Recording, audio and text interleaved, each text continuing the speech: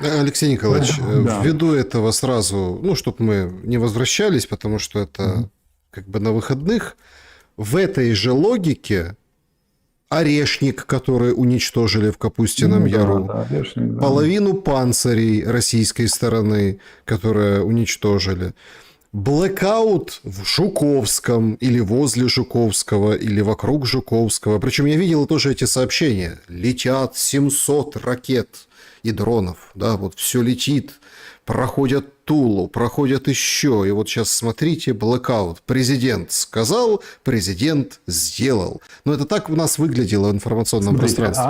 оно уже приобрело характер устойчивого паттерна такого, да, или там рефлекса поведения. Провал на фронте, нарастающий вал сообщений в социальных сетях от военных волонтеров, спикеров, экспертов, которых нельзя перекрыть. Офис с запозданием заставляет реагировать Сырского и Малюка. Они и Буданова. Они всегда выходят, что-то очень героическое докладывают. Представим себе даже, что это правда. Но смотрите, год назад уничтожили, сообщили сейчас, когда пошел вал негативных сообщений о Покровске. И потом у нас всегда ракетно-дальнобойная истерия, подача. Вот мы накрыли, вот мы ликвидировали, вот мы достанем, вот в Москве блэкаут и так далее, и так далее. Около 1000 военнослужащих наших запертых в Покровске. Часть из них отказывается выходить. Там десантники, морпехи. Это из открытых источников, которые пишут сами военные.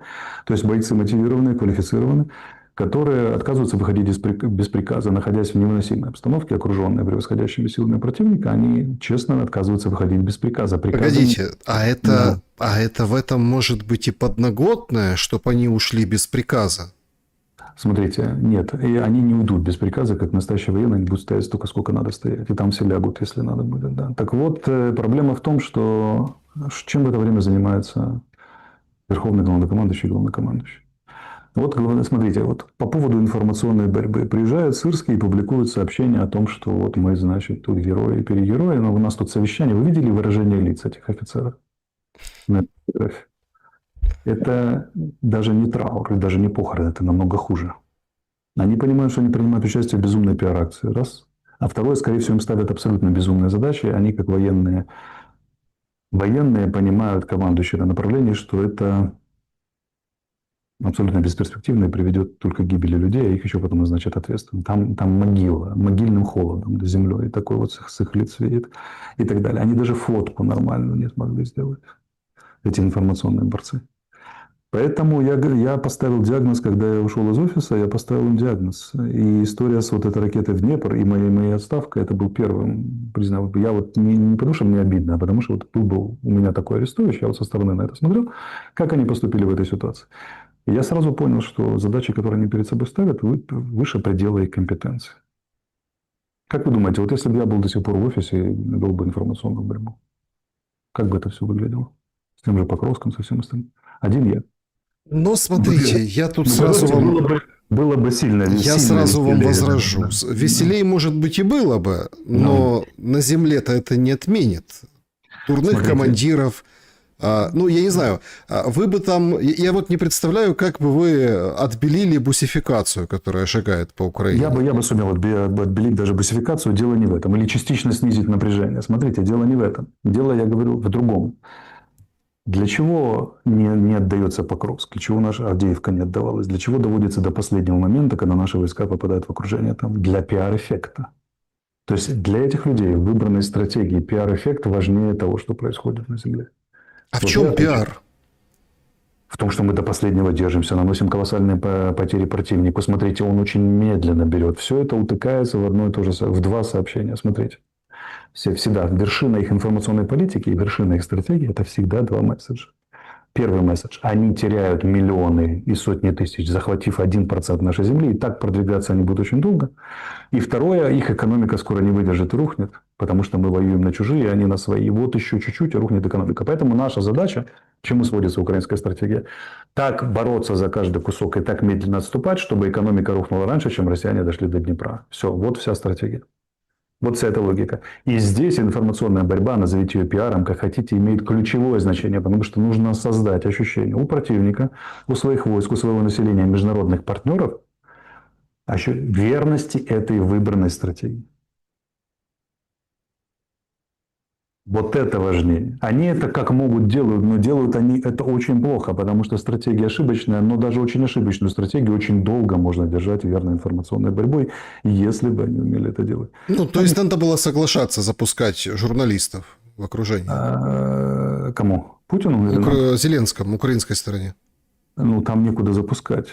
По роликам, которые мы видим, и по сообщениям с мест, туда не то, что журналистам, там время жизни профессионального военного, который научен смотреть в небо, прятаться и так далее, составляет.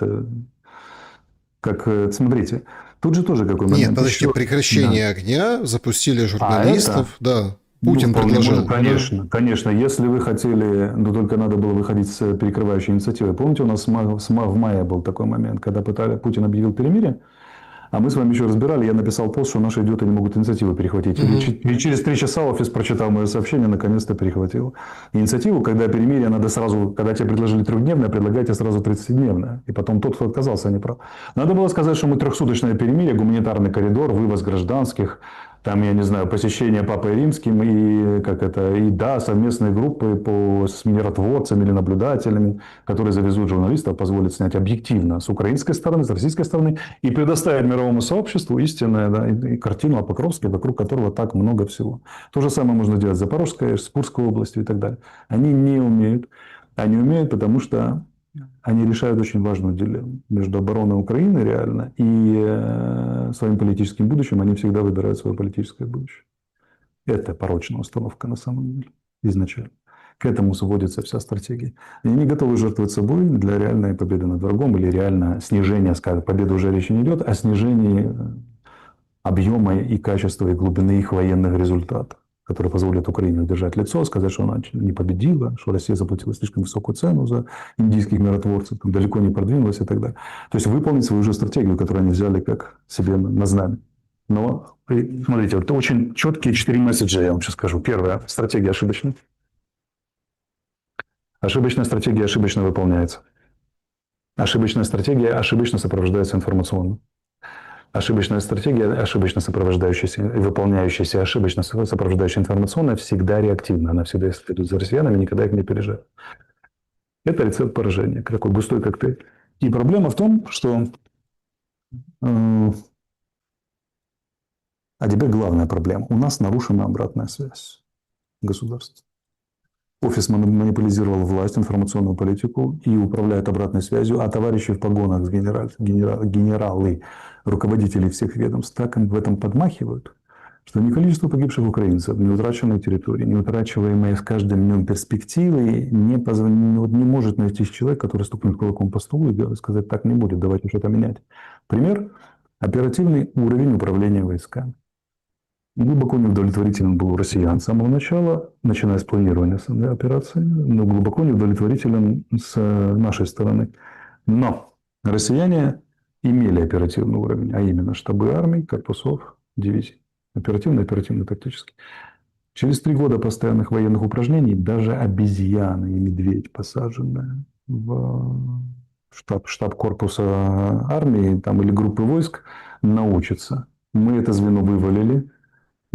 Когда мы создали корпуса, создали мы очень поздно, очень неправильно. И фактически до то, что называется набуття боевых спроможностей, по-русски переводится приобретение боевых возможностей, в данном режиме им еще хороших 1,5-2 годика. А вот эти 3 года, когда россияне учились, уже никак не скомпенсируешь. Потому что они были соединения постоянной готовности, что с уже развернутыми органами управления. Вот это вам показ, насколько обратная связь работает. Напомню, что я с Залужным в сентябре 2022 года звонил полночи в офис, рассказывая, что нам кровь... И планировали планы, как же уговорить так, чтобы они создали штабы армии, там, дивизии корпусов и так далее. Когда их реально создали? Когда Кратевич уже начал кричать об этом, на него они реагируют, потому что на него была политическая ставка, как на Азов, как на 3-ю штурмовую и так далее, и так далее. Вот тогда уже, когда заговорили о распиаренной военной, вернувшейся из фронта, героически оборонявшей Мариуполь, уже стало последней каплей. Заметьте, мнение их советника и мнение главкома Залужного, для них не было фактов. Вот так эти люди управляют, вот так они соображают. Поэтому это все отсроченная, накапливаемая катастрофа. И при таком уровне понимания, мышления, стратегии, которые даже не пытались поменять. Россия трижды сменила стратегию за 4 года войны. Мы ни разу. То это как бы при таких провалах на оперативном тактическом уровне, при системном накатывании российского количества и качества, события на фронте в ближайшие несколько месяцев будут развиваться ускоренно катастрофически для нас. Ускоренно катастрофически. Начиная с падения 2 городов, Покровск, Купинск, Крут, как бы, да, и заканчивая там дальнейшими прорывами, ключевыми зонами будет оккупация Харьковской области, битва за Славянск-Краматорск и Запорожской области, город Запорожье под непосредственной угрозой, а скоро пойдет речь о Днепре. Ай, Поэтому, чего я хочу сказать, вот это диагноз, смотрите, это все слова повисают в воздухе, мы практически никогда с вами об этом не говорили, говорили отрывочно, потому что не было повода. Это все не звучит, когда фронт стационарный, и браворно рассказывают, что русарез, там, что вот мы там убили очередный там, русский танк, как ежик ощетинившийся и так далее. Но вот на таких разломах, как падение Покровска, да, и как бы и когда уже заговорили об этом сами военные там, или военные спикеры, и есть хорошая возможность оттранслировать подобный 20-минутный месседж. Вот я его с удовольствием оттранслировал для того, чтобы люди, которые интересуются этими темами, понимали, что происходит и как оно происходит, по каким законам, по каким причинам и следствиям, как играется эта шахматная партия. Вот в этом все, что я хотел сказать по этому. Значит, командиры не должны бояться докладывать о потере позиций на передовой, говорит Зеленский. Главная задача — сохранить личный состав. Сохранил состав — молодец, потому что есть личный состав, ты потом решишь, как и восстановишь положение. Но если личного состава нет, это другое дело. Это я процитировал слова президента. И отдельно тоже как маркер, он говорит, значит, 50% кабов летит по Покровску, или как там, 50% боевых действий там, это на территории Покровска. Вообще как бы вся жизнь это Покровск, везде все стабильно. Такое ощущение, что с ним кто-то маловменяемый работает. Очень маловменяемый с точки зрения... Это причем я, гражданский человек, не служивший в армии, как бы понимаю уровень там, масштаба этих гипербол или сравнений, или цифр, которые он показывает.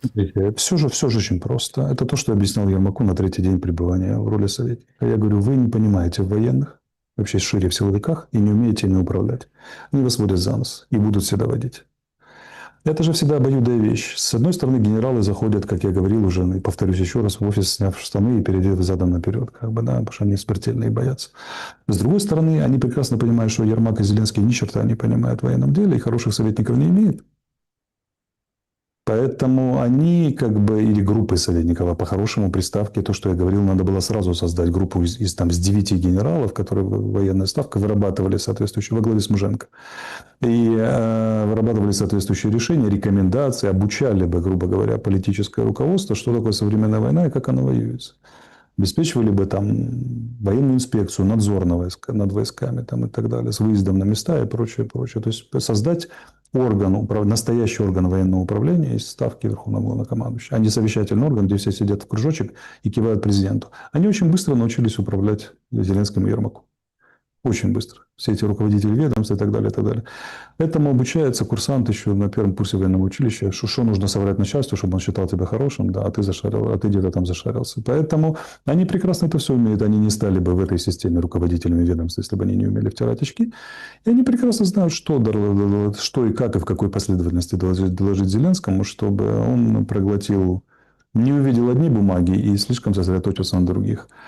А дальше он побежал к Диме Литвину, который пишет ему речи, там, да, и они там быстро в WhatsApp посовещались, что добавить про Орешник.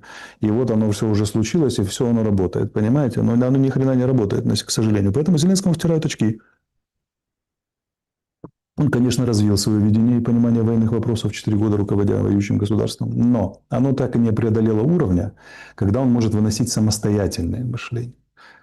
Самостоятельные оценки происходящему и самостоятельные решения. Это все формируемая позиция. Мы видим только информационную позицию, но, например, такие вещи, как Мадияр во главе СБС, Угу. А там, как его, Штанько, или как там его, да, во главе штурмовых войск, там, условно говоря, показывает, что Зеленский не понимает и не владеет материалом, начиная с кадровой политики, что можно, что нельзя, заканчивая, как бы, кого можно ставить, кого нельзя, заканчивая, ну, несамостоятельности в своих вечерних видосиках, которые он записывает, там, или информационных сообщениях. Ему даже подсказать никто не может, что когда президент выходит и озвучивает характеристики ракет, объемы их применения, там, производства и так далее, он тебя очень крупно поставляет. Зеленский стартовал с этого. Он стартовал с того, что позволил Авакову втянуть себя в пресс-конференцию, где объявили без суда Да. убийцами. Это объявили вот этих самых. Президент сказал, виновный, преступный, убийцы, как там звучало это все. То есть без решения суда это абсолютно нонсенс, оксиморон. Вот эта история, которая тогда их ничему не научила, она до сих пор действует. Он озвучивает вещи, которые не имеет права озвучивать. А что, если выяснится, что заявленные характеристики не соответствуют? Президент соврал? Кому? Ну, ладно, украинцам, а партнерам международным? Или, точнее, ладно, международным партнерам, а украинцам? Значит, по Покровску давайте подытожим. Вот эта карта по состоянию на этот момент во время прямого эфира вот здесь, она плюс-минус объективная. Значит, что мы видим? Какие первые выводы, если так просто глянуть на карту, на вот эту, да, то, в общем, Покровск уже не спасти. Есть шанс как-то деблокировать заточение Мирнограда, поэтому Сырский бросает силы, резервы на Родинское, вот туда. Получается пешее наступление пехотой, об этом сообщают и российские военкоры, что возле Нового Шахового, это Роза Люксембург в прошлом, значит, там удалось продвинуться на 3 километра, то есть контрнаступ, вот в понимании того, что контрнаступ в районе Покровска, Мирнограда, он есть. И задача какая? Чтобы не окружили и не сомкнули вот этот котел, и, в общем, не было катастрофы в том плане, что просто все как бы... Да, все давайте будут заточены. проясним. Это не контрнаступление, это контрнаступательные действия, можно сказать, там и так далее. Но надо понимать это очень четко. Это частные действия. Мирноград удержать невозможно без существенных резервов, которых нет. Все последние резервы, которые были фактором, они отработали под Доброполье, и там же стараются. Тоже на этом театре, только севернее. Когда спецназгор кидают очищать коридор, это значит, с резервами все очень плохо. Более того, крайний опыт перекидывания резервов, то есть Азова с Серебрянского лесничества сначала на Торецк, а потом на Доброполе, показал, что после этого случается. После этого российские войска уже в районе Лимана, как сообщает Рёбки, и там дипстейт не очень далеко от него, и так далее. Поэтому внезапный скачок, 1,5 года там стояло Серебрянское лесничество, никуда не двигалось, и вдруг вот так щелк, и все. А где Азов, Алексей Николаевич? Азов сражается на Доброполе, насколько я знаю, там, по крайней мере, по сообщениям в открытой сети, которые были. Дело не в этом. Никакой Азов, никакая 3-я штурмовая, которая теряет по батальонному району обороны в неделю, на самом деле, 3-я штурмовая или около того, судя по карте Дипстейта, того, что там происходит, не в состоянии уже решить эту проблему. Проблему фронта в состоянии решить, откуда ни возьмись, взявшие 1100 резерва, подготовленного, снабженного и обеспеченного. Еще и правильно применяемые, потому что этим полководцам заседать, которые выполняют политические решения такого рода, они эти 100 тысяч резервов как это, сотрут очень быстро и относительно бесполезно. Поэтому, смотрите, ситуация двоякая. Здесь надо очень четко понимать, вот это надо уметь разделить в своей голове. С одной стороны, прямого катастрофа фронта нет. Он не валится вот так вот, что прям дыра, и в дыру заехали танковые колонны противника. И люди, которые хотят играть в оптимизм сегодня, они говорят, хватит кликушествовать. Вы кликушествуете с октября 23 года, что вот арестуешь, что вот так вот будет. А оно, видите, все нет, нет и нет. Ну, подумаешь, Покровск, один маленький город, на еще таких городов, ла-ла-ла и прочее, прочее. С другой стороны, как бы, ну, вот смотрите, вот все, что будет, уже есть. Сумма признаков, сумма вот этих вот решений, которые они принимаются, логики этих решений очень четко указывает на перспективы, что мы сейчас доведены до состояния истощения резервов, потраченных сначала на Курская-Сумская операция, безумная, абсолютно ненужная с какой-то фазы. Второе, как бы вот на этих всех добропольских подвигах и прочее, прочее. А все это сводится к одному. А давайте не отдадим ни пяди нашей земли, вместо того, чтобы разрешить маневренную войну нашим войскам.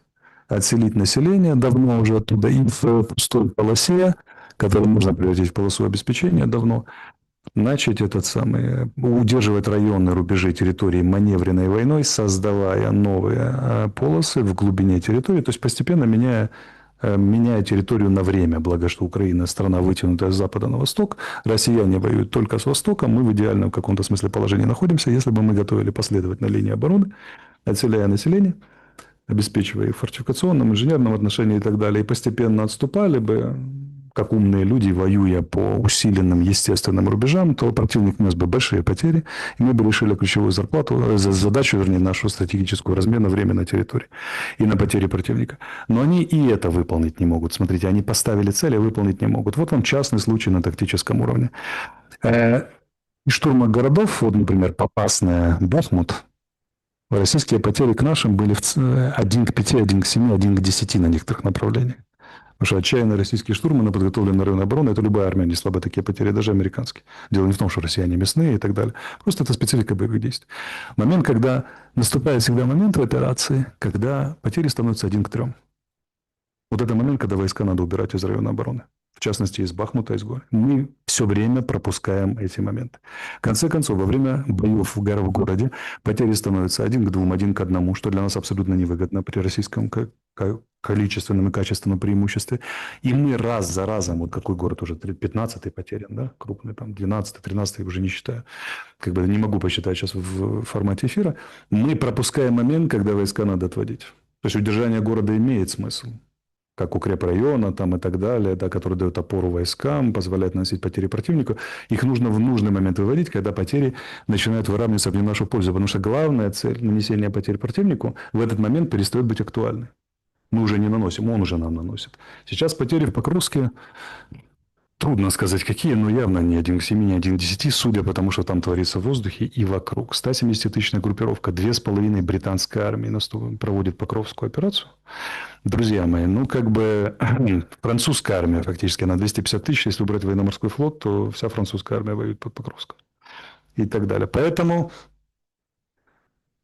давно нужно было его оставить и вывести. Но у нас же фортеца за фортецей.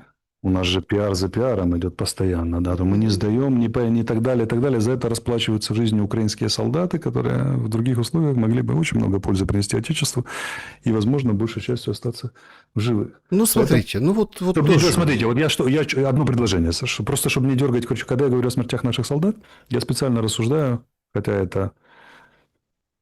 Рассуждаю максимально спокойно. Я не хочу педалировать моральные, там, сентиментальные вещи, вот матери, то все 5-10, потому что это очень низкий жанр. Я просто говорю, что даже если вот считать математически людей, то их просто как ресурс неправильно применяют. В рамках той стратегии, которую сдали, которую они сформировали как стратегию войны. В этом проблема, понимаете? То есть они же, центральная мысль, они неправильно выполняют и обеспечивают свою же стратегию, которую они сформировали. И я уже не говорю о том, что говорю о том, что стратегия сама невыгодная и ошибочная. В этом вся история. И доклад закончен. Алексей Николаевич, откуда тогда берутся такие сообщения? Вот военнослужащий Виталий, позывной Донецк, Овчаренко. Сейчас у Украины есть уникальный исторический шанс отбиться от россиян. Есть и европейское оружие, и американское. В истории этого у нас еще не было. Давайте не пролюбим этот шанс.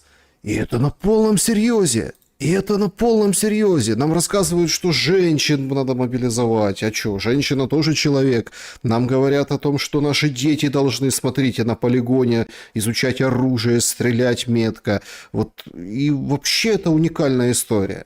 Ну, уникальная история, пожалуйста, выполняйте. Только ее надо выполнить. Одни сплошные разговоры. Если бы это была уникальная история, она бы уникальным образом организовывалась, то они бы сейчас где-то взяли 150 тысяч войска, поставили его в учебные центры, преимущественно за границей, чтобы их там не поражали Искандеры и так далее, там и кабы российские, да, или там сумели организовать Построение, чтобы не было... Подготовку младших командиров, например, в Украине, там, да, и так далее, ротационным способом и прочее, прочее, благо такие возможности есть. Подготовили бы резервы, правильно вводили бы их в бой, правильно использовали, правильно готовили бы стратегическую оборону, правильно обращались бы с военной промышленностью, с бизнесом, правильно бы обращались с экономикой, с моральной составляющей. Вот скажите, вот представим себе 35-летнего украинского парня, у которого маленький ребенок и жена. Вот он условно из Днепра, и он айтишник. И вот он с утра, он еще не мобилизовался и подумывает, ну, родина в опасности, враг подходит к Днепру, и уже ведет с супругой разговор о том, что, наверное, пойду-ка я защищать родной дом, тебя, там, сына маленького, там, папу, маму, родной Днепр и так далее. Ответственный человек, не бегает, не боится, не откупается. Он подумал, ну да, работал айтишник, кормил семью, но уже к Днепру подходит враг. Вот представим себе, да, такого идеального парня. Пойду, наверное, воевать. И он видит с утра сообщение, что Украина запретила 4-й сезон «Игры престолов», потому что там российский актер, который и так далее, и так далее. Вот смотрите, казалось бы, пустяк, он очень далек от фронта. Нет, так подождите, я вам сразу скажу. Да. А для него разрабатывают контракт, что там на год контракт, там 1 миллион получишь или какой-то там сразу 50 тысяч, потом в течение какого-то сейчас времени. 6,5 миллионов. Да. На 2, на 10 лет, представляете? Они делают все то же самое, что Российская Федерация, обнаружив, что не хватает у нее людей, мобилизационного ресурса, начала делать в 22-м. То есть мы, страна, которая обороняется, которая должна во всем опережать противника, делает это, когда ситуация уже катастрофическая с резервами. 3 года спустя после российского решения. Что они там? Помните 5 знаменитых? Мы с вами тогда еще не общались. Я еще Фейгину называл. Это всех 5 знаменитых стратегических решений Российской Федерации, которые изменили сразу войну в ее пользу еще в 22 году, которые мы не приняли. Они, даже если принимаются, они принимаются пиарно и спустя с опозданием на 3 года. Они так хотят отбиться от России. Уникальный шанс исторически не потерять. Так просто не работает. Без моральных оценок. Просто технически так не срабатывает. Вот он смотрит на это, вернемся к этому парню, и понимает, что доверить свою жизнь своей жены, ребенка и родителей и оборону родного Днепра людям, которые к концу 4-го года войны тратят усилия на запрет 4-й серии «Игры престолов», системное государственное усилие, наверное, сомнительная идея. Вот даже абсолютно объективный проукраинский человек, трезвый, глядя на все это, начинает думать, а под руководством кого я воюю? Вот им сейчас дай 500 тысяч войска и американцев, да, и 10 авианосных ударных соединений, они же и вот так они будут применять и их тоже, и спутниковую группировку, и все томагавки мира и так далее, и так далее. Понимаете, как этот человек делает одно, так он и делает все. Если ты борешься на 4-й год войны с 4-й серии «Игры престолов», не способен решить проблему мобилизации, решая ее, когда все уже безнадежно, когда стремительно развивается фронт в Днепропетровской же области, то твои умственные и организационные способности начинают вызывать руководство, начинают вызывать сомнения. А это когда нет ничего хуже, когда боец или потенциальный боец сомневается в адекватности своего руководства. Теперь смотрим на эту всю купинскую историю и покровскую историю. Это сплошной поток брехни. И все, кто в армии, либо близок к армии, а у нас 1 миллион в вооруженных силах, а значит умножаете на 3-4 миллиона членов семей, то есть в каждый знает либо воюющего, на связи с ним находится, либо имеет членов семьи, знает, что сейчас высшее военно-политическое руководство страны прямо брешет по поводу ситуации в Покровске. А я вам скажу, что деморализует солдата больше всего. Смотрите, вопреки распространенному мнению, солдат может пойти на верную смерть, точно зная, что он погибнет. Делается это только на одном условии, когда он понимает, для чего это. И лучший способ командира иметь личный авторитет и иметь боеспособное подразделение, которое выполняет даже безумные приказы, иногда такое бывает, это говорить солдату правду. Всегда. Реально вводить в обстановку. Самым главным деморализующим фактором это знают все профессиональные военные, которые когда-то водили полки по полям нескошенным и так далее. А замполитов особенно на это учили, всегда. Это когда солдат понимает, что начальство не владеет обстановкой, врет про обстановку, либо предпринимает действия, которые не соответствуют обстановке. Вот эти все 3 фактора системно у нас с 22 года, и сейчас они наиболее полно квинтэссенцией проявляются. Высшее военно-политическое руководство не в адеквате. Это крайне деморализующе работает на военных, действующих, и на потенциальных военных. Сколько контрактов не вводи. Они эксплуатируют фактор людскую нужду, людскую жадность. Это хороший фактор. Но всегда он должен идти в соответствии с моралью. А если бы они говорили так, ребята, смотрите, катастрофа. Вот реальное соотношение сил и средств, нам не хватает людей, и если мы не хотим потерять Украину и в ближайшее время Запорожье и Днепр, то мы призываем вас на воинскую службу. А если ради моральных факторов отстоять Украину, вековечный враг и так далее, не дадим сделать тюрьму-изоляцию в Днепропетровске, в Днепре, да, и так далее. Но поскольку вы пошли жертвовать самым главным оторвались от семей, здоровья и жизни, мы вам обеспечиваем хорошие материальные условия, как может государство Украина в данных условиях с помощью партнера. Вот так нужно проводить кампанию мобилизационную. А когда мы говорим: эй, чувак, мы врем про Покровск, высаживаем десант на голову противника, который валит противник, да врем и бросаем наши войска в котле, повторяя российскую пропаганду, а ты можешь пойти и заработать на этом денег, ну, это они на кого рассчитаны? На идиотов? И секунду, мы сейчас запретим 4-й сезон «Игры престолов». Вот это очень важно сейчас, сегодня. Победим Чайковского. И плюс... Заколотим Пушкина в Одессе. Поэтому, смотрите, все начинается с внутренней политики. Не может быть хорошего потенциала, если граждане не верят своему государству, опасаются государства. У нас есть фактор. Количество молодых людей, выехавших за границу 18-22, с тех пор, как им разрешили. Разрешили им 2 месяца назад. Больше 100 тысяч. По там, данным, которые сбрасывают в сеть, например, те же народные депутаты, ссылаясь там на какие-то данные призрачные и так далее. 100 тысяч это больше британской армии на треть. Всей британской армии. Это сухопутные войска Франции. Это, чтобы вы понимали, 6 армейских корпусов. Сам факт, что мы не призываем молодых, это чисто предвыборная технология. Да, и много предвыборного в последнее время. Это с самого начала было предвыборное, чтобы за них проголосовали, 18-летние не пойдут воевать. Потом им сделали миллионные контракты, сейчас их зазывают вот этими частными контрактами там, и так далее, и так далее. Одновременно их выпустили. Эти люди не хотят выиграть войну. Они хотят переизбраться вне зависимости от результата войны. Это единственная цель, которая является для них значимой. Так а кто выбирать будет? Смотрите, у нас получается, что... Сейчас, секунду. Цель не проиграть с треском у них тоже есть, но она вторая, третья. То есть у них сначала выборы, потом деньги, потом что? Потом не проиграть. Вот примерно такая иерархия, чтобы люди понимали. Да, но смотрите, если, не если, а когда, да, с такой историей, тут же мы четко видим, Трамп говорит: ой, у меня тут есть список войн, которых я закончил.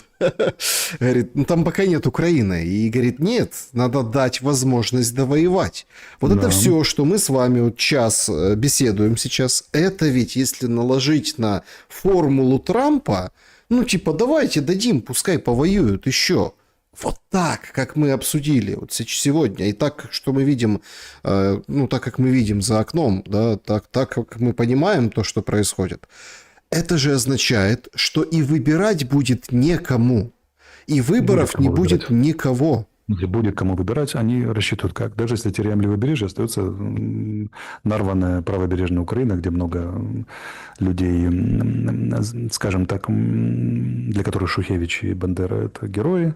И там на нашей патриотической волне мы изберемся. А пол Украины все равно лучше, чем... Так они уехали все. Большинство уехавших – Львовская область. Да, ну хорошо, все равно проголосуют, потому что враг вот на берегу Днепра, миротворцы, надо стоять, Гримпина и так далее, и так далее. Они не знают, что делать. Они знают, что Украина слишком большая.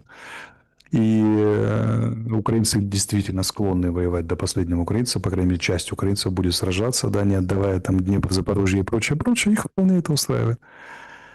Вполне. Поэтому, ну, вот так дела обстоят. Они рассчитывают, что будет кому проголосовать, пусть даже там в 3 западных областях, а лучше быть первым в Галлии, чем вторым в Риме, правильно? Это да, это правильно. Друзья, значит, давайте подведем итоги нашего сегодняшнего голосования, придем к вашим вопросам. Вопросов очень много, соскучились, это видно. Спасибо большое, что ставите лайки, подписывайтесь, не забывайте. Значит, итоги голосования такие. Если примут решение о вводе миротворческого контингента в Украину, какая страна предпочтительнее? И вот такой вот как бы разброс. Значит, Беларусь выделена отдельно, потому что было сегодня заявление соответствующее. Да, заявление, поэтому она побеждает, наверное, поэтому. 5% только западные страны, 11% микс западных, незападных, 15%, ну это Турция, вроде западная, вроде не западная, или вперемешку. 15% Индия, Бразилия, только не западные страны, 69% Беларусь. Спасибо большое, что проголосовали. Больше 11 тысяч голосов мы получили. А я вот хотел бы, знаете, мы обсуждаем всегда победителя, ну, как бы Беларусь, но мы вначале обсудили, да, кому интересно, кто не сначала смотрит, перемотайте. А я хотел бы по поводу западных стран сказать. Сегодня Зеленский делает какой-то странный ход политический. Говорит, а я не знаю, о чем мирный план Европы. Кокетничает? Это очень странное заявление, которому пока нет объяснений. Потому что, ну, сначала написать с ними 12 пунктов, широко их пропиарить, а потом сказать, я не знаю про что, да, ну, где-то его кто-то обидел, там, подозреваю, в Европе не учли и так далее. Он обычно такое делает, когда его высокое мнение не учли. Ну, сейчас вовсю ходят такие размолвки по поводу денег. Сегодня тоже Зеленский делал заявление по поводу российских денег. До конца года надо решение принять, взять, влезть, ну, там, жало туда, в российские активы. Чтобы понять офис, надо понять, и Зеленского надо понять три вещи всегда. У них только три мотива. Первый – выборы, внутренняя политика, удержаться, выиграть и так далее. Сохраниться в украинской политике. Второй – бюджет. Это актуалочка, конец года. И третье – это, скажем так, препятствование бунту, я бы сказал так. То есть заигрывание с народом и теми, кто способен этот бунт организовать, например, добровольческие силовые подразделения, для того, чтобы этого не случилось, чтобы раньше времени не произошли выборы. Поэтому 3000 гривен, поэтому 3000 бесплатно на железной дороге там, и прочее, прочее. Смотрите, бюджета нет, зарплаты военные поднимаются, зарплаты тем поднимаются, на это поднимаются, по железной дороге проедете и так далее, и так далее. Это все способы управления военным конфликтом не в первой трети 21 века. Это было бы хорошо в 2014 году. Они там застряли. Но вот сейчас так уже это не делается. Сейчас уже все по-другому нужно с людьми. Как управлять ситуациями и прочее, да. Как управлять миром, не привлекая внимания санитаров. Не привлекая санитаров, да. Уже надо иначе не привлекать санитаров, простите. Это да. Да, друзья, перейдем к вашим вопросам. Вопросы есть, вопросов предостаточное количество. Режим Блиц. Не обязательно коротко, но лучше коротко, потому что, правда, навала.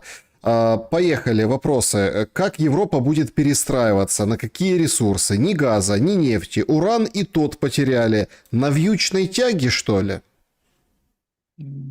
Совокупные траты Европы сейчас на военные нужды уже составили сотни миллиардов евро. Сотни миллиардов евро. Общая цифра 220-250 называется. В общей сложности до 1935 года у них расчет 800 миллиардов потратить. Они не бедные, поверьте. Не бедные. Есть у них деньги. И сейчас речь не о структуре экономики, как бы европейской, да, тем более, что я не очень большой специалист, но я знаю примерно траты их, как бы, да, планы, поэтому можете не волноваться, они перестроятся. За Европу, в общем, не переживаем. При прочих равных, да, если там 10 лет слишком большой фактор, при прочих равных, как бы, они знают, что они делают.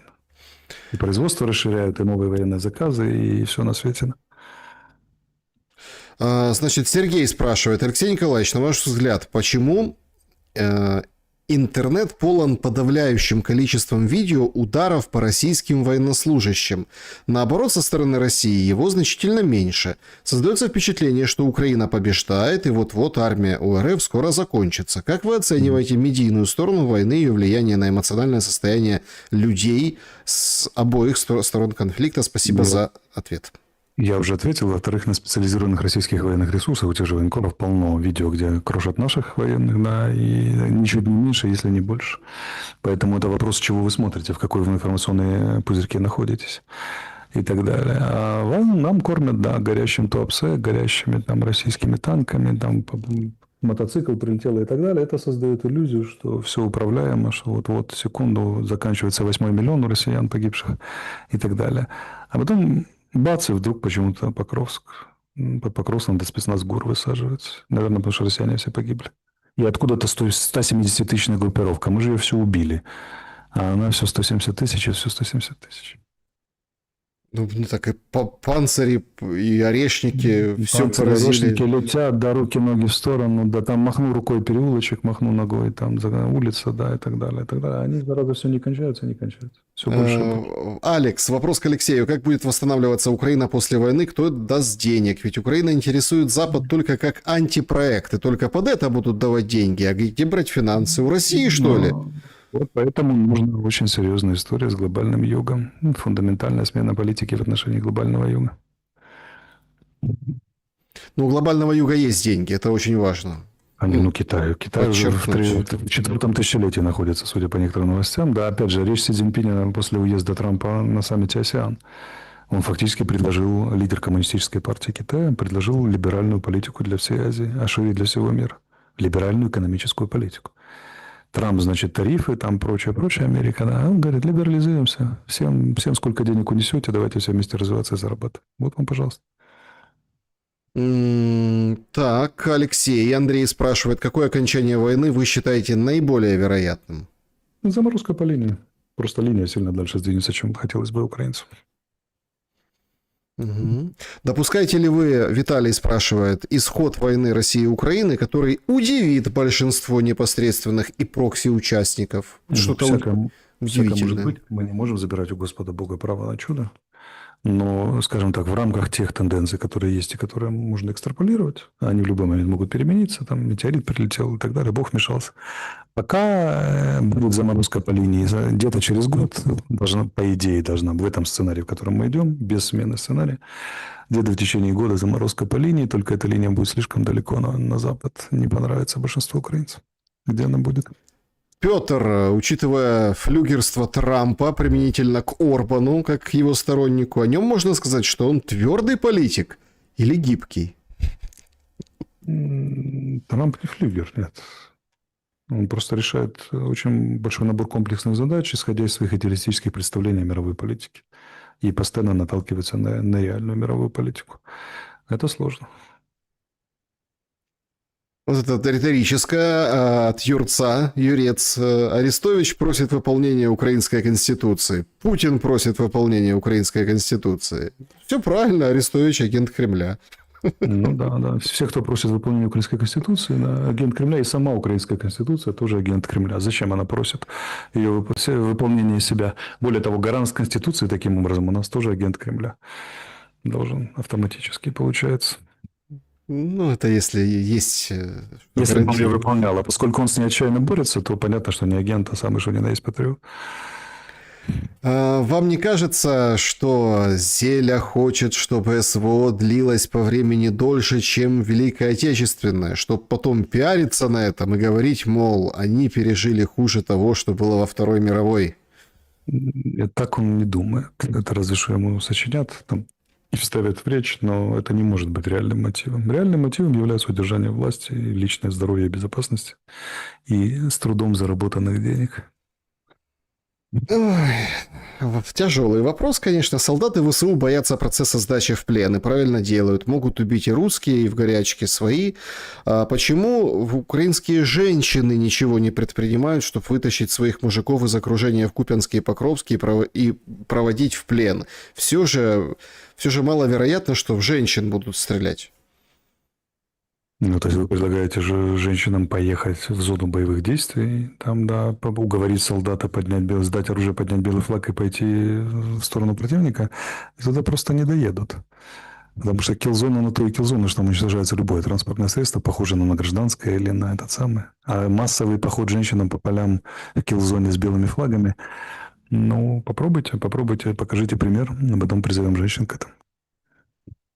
Вопрос от Ксении. Ух, какой вопрос. Итальянские блогеры, хорошо знакомые с деятельностью Ахметова, который взял в оборот остров Сардиния, то есть через искусственно созданный падеж скота от вируса, созданного в лаборатории в Болгарии, коим заведует якобы Хантер Байден, который является другом и соратником Ахметова, вирусом, который передается через укусы комаров. Ну, в общем, Билл Гейтс здесь что тоже класс. Освобождает территории для размещения Ахметовым литиевых химических комплексов плюс огромного количества солнечных батарей в сотрудничестве с английскими корпорациями. Это коротко. Вопрос. Это правда, что именно Ахметов хотел бы продвинуть вас, Алексей, в президенты Украины? Вы от него?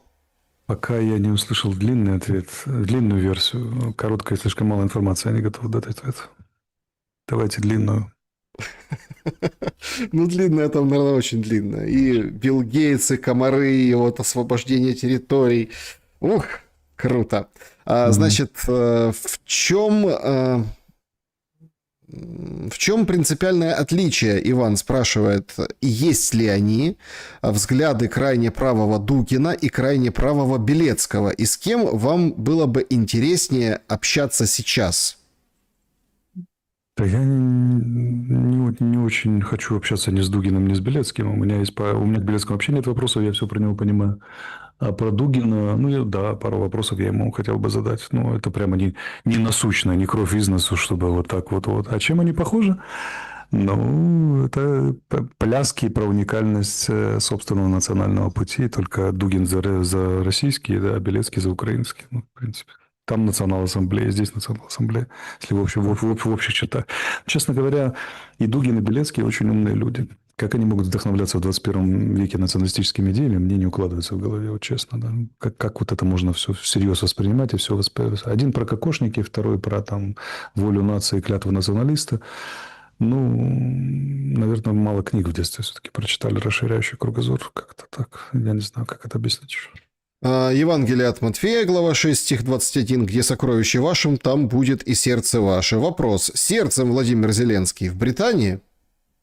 Не знаю. Не знаю. Ну, тут вспомнили про Евангелие. Какой-то сегодня ад просто лютейший с митрополитом Арсением происходит, Святогорским. Ну, это чисто издевательство. Просто давайте уберем даже сан над пожилым человеком, в конце концов. То есть... У нас очень примитивная вся эта история. У нас никак не могут понять, что даже, что как бы государство, которое претендует быть европейским, даже с маньяком-преступником должно обращаться по-человечески. Даже убивавшим вот Чикатило, условно говоря, ему должны быть обеспечены человеческие условия. В этом же вся история. Для чего государство создается, для чего создается право и так далее. А у нас по принципу, ну, если он нам не нравится, с ним можно делать все, что хочешь. Как бы, да. Вот смотрите, что такое цивилизация? Это вам он очень не нравится, обращаетесь вы с ним лучше, чем с собой. Вот это вот цивилизация. Когда вы ведете себя как дикари, ну, на что можно рассчитывать? Может, кто не знает, одновременно там 3 суда в 3 районах Днепра назначили. Ему там скорую вызывали. Давление 100 на 200, вот 200 на 100. Короче, там просто скорая. После скорой опять суд. В общем, издевались сегодня над Арсением. Они пускают человеку, у которого плохое давление, плохо со здоровьем, да, высокое давление, пожилой человек, они как бы делают все, чтобы его добить по-человечески, по-здоровой. Ну, это сущее издевательство. Сущее. Я еще раз настаиваю. Представьте себе, что вы узнали, что он генерал-лейтенант ФСБ и очень много вредил Украине. Цивилизация, Европа, в которую вы претендуете, и НАТО, это значит с таким человеком вовремя отдавать медицинскую помощь, сохранять его достоинство, обеспечивать следствие судопроизводства с сохранением человеческого достоинства. Он считается невиновным, пока решение не вынесут. И так далее, и так далее. Вот это все нормы права. Вот за это типа сражается Украина. А что на практике? Ну вот, 22-21 митрополита Арсения снова взяли на стражу на 60 дней. И, ну, там приходят видеокадры, ладно, показывать не будем. Очень-очень там с помощью он поднимается по ступенькам, его туда, в общем, это СИЗО пытаются проводить. Конечно, это выглядит очень удручающе. Дикари.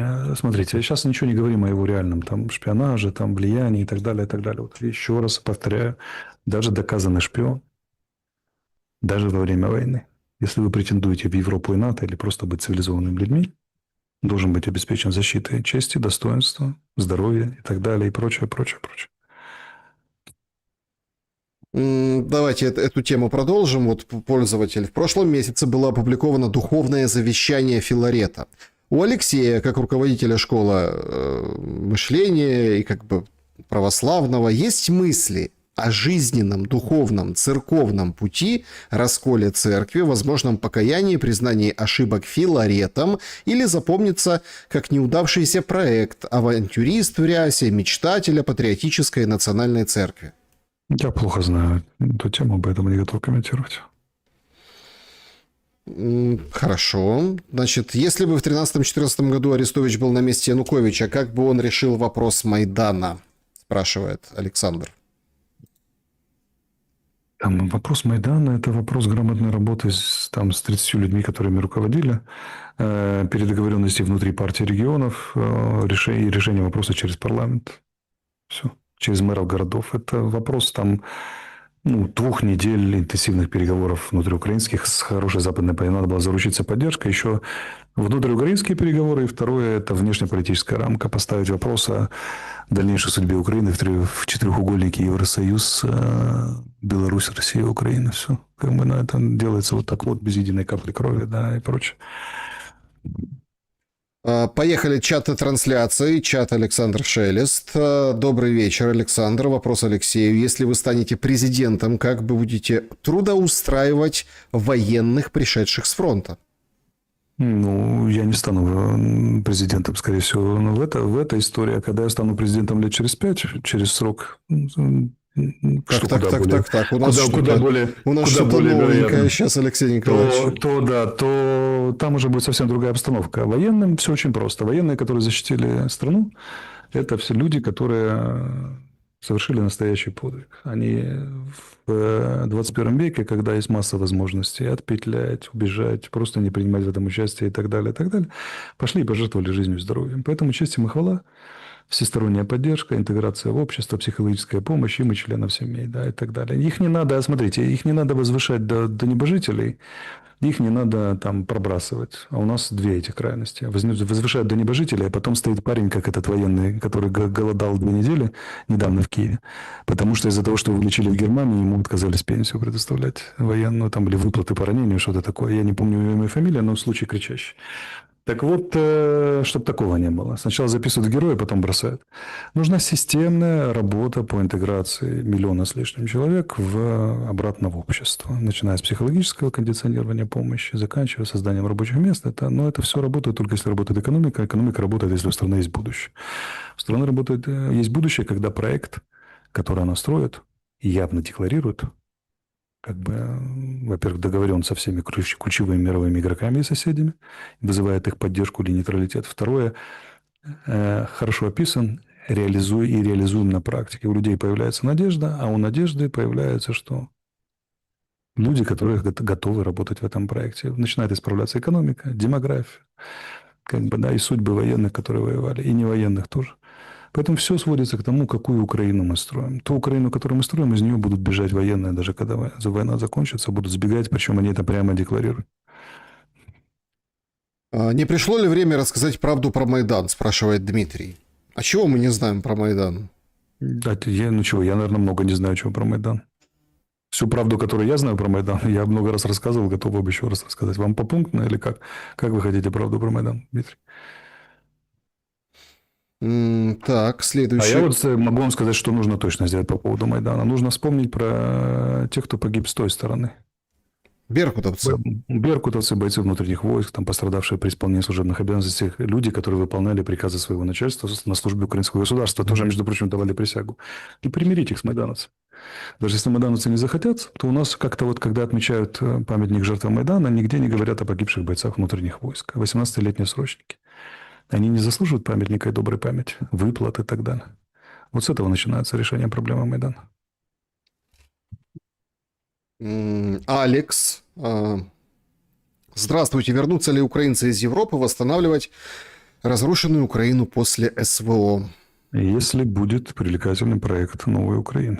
Если так, как оно все идет, загораживанием памятника Пушкина, да, и там борьбой с 4-й серией «Игры престолов», то я вот смотрите, я сейчас много общаюсь с украинцами, которые за рубежом. Я ни от кого, прописью ни от кого не слышал, что он собирается возвращаться в Украину. Я максимум слышал, да, очень хочу, очень скучаю, но и длинный список условий. Первое из которые сводятся к одному, смотря что Украина будет строить, смотря какая атмосфера будет в Украине. Если там будет атмосфера ненависти и нетерпимости, люди, которые 3, 4, 5 лет просидели в Европе, и которые там уже время подавать на гражданство, которые интегрировались, вырастили детей, завели бизнес и так далее, не будут возвращаться. Будут возвращаться в лучшем случае деклассированные элементы, которых сняли с программ поддержки в Европе и за рубежом, которым некуда деваться. И приедут они и будут конкурировать за рабочие места низкоквалифицированные с бангладешцами и пакистанцами, которых сюда навезут, там, филиппинцами. Вот это ждет будущую Украину. Само по себе и это неплохо, если есть проект развития. А если его нет, то здравствуйте, вторые 90-е, только намного-намного хуже. Я вот люблю эту серии ответов на вопросы. Вот нравятся мне такие люди. Алексей, почему вы работали на офис президента? Я не работал на офис президента, я работал на Украину. Я в офисе президента всегда был чужаком, дважды из него уходил, если вы помните. И все, как бы, да. И чем это закончилось, вы знаете до сих пор. Они против меня санкции ввели, вообще-то. Ну, видите, как это уже все забывается, все... тут уже как бы куда ни плюнь, везде подсанкционные YouTube-каналы, нужно VPN включать. Чат Алексея Николаевича, поэтому пишите вопросы туда. Алексей, что вам помогает двигаться вперед и продолжать делать то, что вы делаете, несмотря на огромное сопротивление со стольких сторон? Когда столько неуспеха и врагов? Можно, пожалуйста, глубокий ответ? Спасибо. Иван. Смотрите, Иван, когда очень много врагов, это крупный успех. На самом деле. Просто я занимаюсь делами, в которых периодизация не 2 месяца, не 3, и даже не год. Цели и задачи, которые я себе ставлю, это десятилетие. Вот эти подъемы 2 года назад популярны, сегодня типа не популярны, это ни о чем. Послезавтра опять буду популярен. Потом опять не популярно. Это просто такая стезя. А что помогает двигаться? Любовь. Всеволод Жаров, Алексей, стоит ли стремиться в Европу в нынешних реалиях? Откуда? Украина – это Европа? Откуда? Украине в Европу стремится. Украина не будет принята в Евросоюз. Разница потрясающая, разительная. Преодолеть ее не удастся, скорее всего. Нам менталитета не хватит перестроиться. У нас же хотят как? Чтобы суды были как в Европе, но в случае чего за 5000 евро можно было порешать. Так не работает в Европе. Европа – это уважение к закону для начала. Где вы видели это в Украине? Это нужна перестройка менталитета, который занимает десятилетия. Так, Наталья благодарит за озвучку книги «Подземелье ведьм». Очень ждет продолжения. Спасибо, друзья, за то, что пишете, отмечаете. Какой проект Украины в будущем, Алексей Николаевич? Мой проект очень понятный. Нейтральная страна в хороших отношениях с соседями, с кооперацией с соседями, в очень хороших отношениях и с Западом, и с глобальным Югом, которая развивает свои сильные стороны и настойчиво борется со слабыми, где уважение к человеку является главным законом. К человеку, к его достоинству и создает условия для его развития. Вот и все. Спрашивает пользователь, ВСУ убили дронами мирных, шли с белым флагом собакой в Купянске. Как вы относитесь к этому? Очередной повод по типу Бучи или уже нет? Это же не доказанный факт, это всего лишь... Я не видел, например, этого видео. Что значит ВСУ? Там на дроне было написано крупными буквами ВСУ или как? Как вы понимаете, что это ВСУ? Это не даже для того, чтобы россиян обвинить, а просто объективно. Откуда эта информация? Почему вы знаете, что это ВСУ? Как вы знаете? Я так думаю, что с моментом крушения того, что мы уже определили, что началось, будет больше вот подобных таких моментов. И просто вопрос, что выберут пиарить, понимаете, раскручивать. Больше каких моментов? Трагических.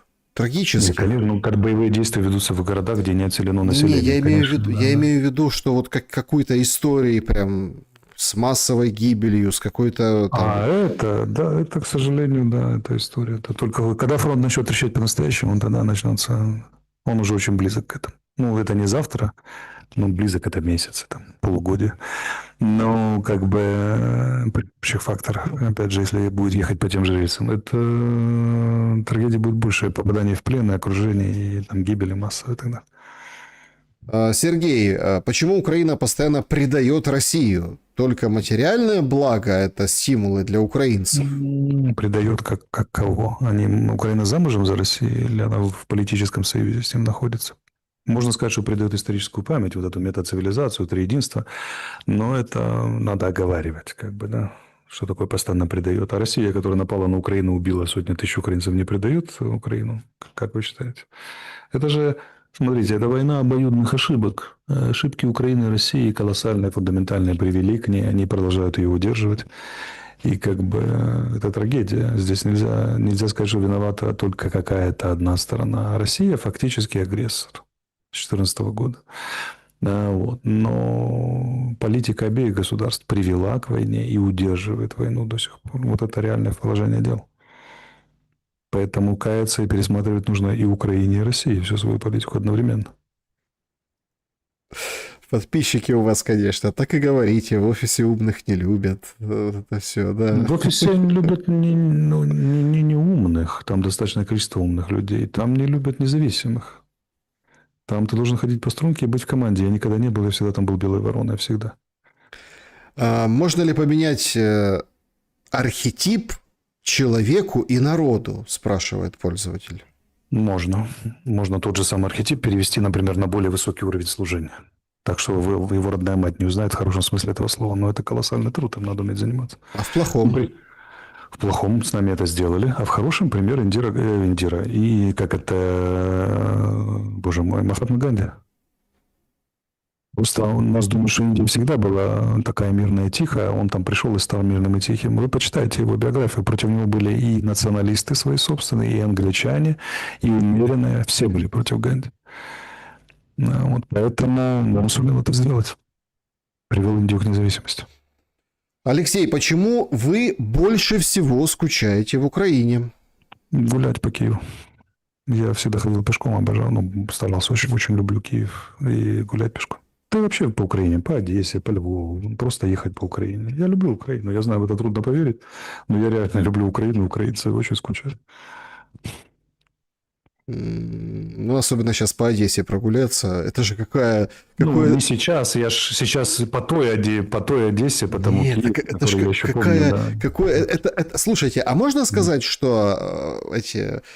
Куб над Пушкиным, этот картонный... это да. Это МАФ. Укрепление Одессы, да, прям. Малая архитектурная форма. Это, понимаете, я вот думаю, что даже если Украине повезет, она отобьется там, и там ей суждено будущее. Это же сколько ей придется отмывать от вот этого всего, от этих закрывателей памятника Пушкина, переименования консерваторий, от там четвертых, от запрета слушать музыку, которую ты хочешь в личном автомобиле, вот эта инициатива в отношении школьников, не говорить на переменах на русском языке, при том, что публикуется статистика, что больше половины украинских детей говорит на русском языке. Там, да, и прочее. Это же как бы отмывать эту бедную Украину от всего, что было наделано. Ну, будем отмывать, куда деваться. Ой, меня один вопрос интересует. Я вот не понимаю, почему не снесли эти все ящики? Да потому что военное положение. Ну, как ты будешь сносить? Тебя снимут, тебя сразу бусифицируют и отправляют там под Покровск умирать. Хорошо, а почему ночью их цепляли? А ночью цепляли, потому что боялись протеста граждан, не знали, как отреагируют. Как бы, да. Ну, все же очень просто. Это крысиная власть, ну, воровская. Ну, как воры действуют. Тайком все. Да, друзья, всем большое спасибо за то, что побывали на нашем сегодняшнем эфире. Алексей Николаевич, благодарю за время и мысли. Спасибо большое, Саша. До встречи в следующий понедельник. Друзья, спасибо, зрители. До встречи. Да, друзья, спасибо, что посмотрели этот эфир. Пожалуйста, поставьте лайк и напишите хороший, добрый комментарий. Добра и света.